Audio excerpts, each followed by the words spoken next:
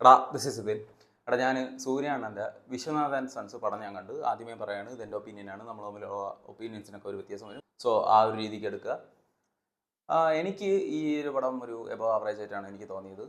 കാര്യം, ഇത് വാരിസ് കണക്കിന് അത്രയും വലിയൊരു ബെഡാ ബാക്ക്ഗ്രൗണ്ടിൽ വലിയൊരു ഫിൽത്തി റിച്ച് പരിപാടിയാണ് ഇത് പറഞ്ഞു പോകണമെങ്കിൽ പോലും അതുപോലത്തെ കൂത്തിപ്പടം കട്ടവരാതൊന്നും അല്ല കേട്ടോ. ഇതിന് നല്ലൊരു കഥയുണ്ട്. ഓക്കെ, ഫസ്റ്റ് ഓഫ് ഓൾ നല്ലൊരു കഥയുണ്ട്. അതുപോലെ തന്നെ മുക്കിന് ഗ്രീൻ സ്ക്രീൻ ഒന്നും ഇതിനകത്തൊന്നും ഇല്ല. അത് കമ്പാരിറ്റീവ്ലി ഇതിന് കുറവാണ്.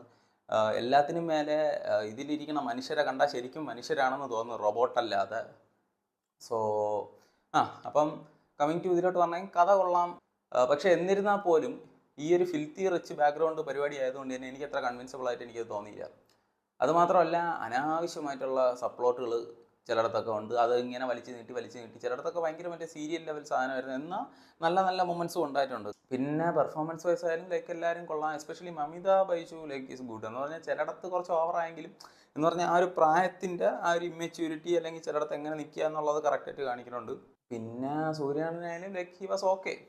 എന്ന് പറഞ്ഞാൽ ഞാൻ ചിലയിടത്തുള്ള ചില കോമഡീസൊക്കെ നൈസായിട്ട് അങ്ങ് വർക്കായി.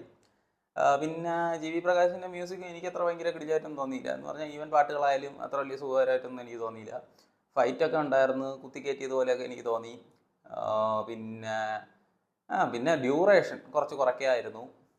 സോ കണ്ടിട്ടുള്ളവർ നിങ്ങളെ ഒപ്പീനിയൻ പറയുക. ഞാൻ നേരത്തെ പറഞ്ഞ പോലെ നമ്മൾ ഒപ്പീനിയൻസ് വ്യത്യാസം വരും. അപ്പോൾ അത്രയേ ഉള്ളൂ. That's all about Viswanathan sons from my side.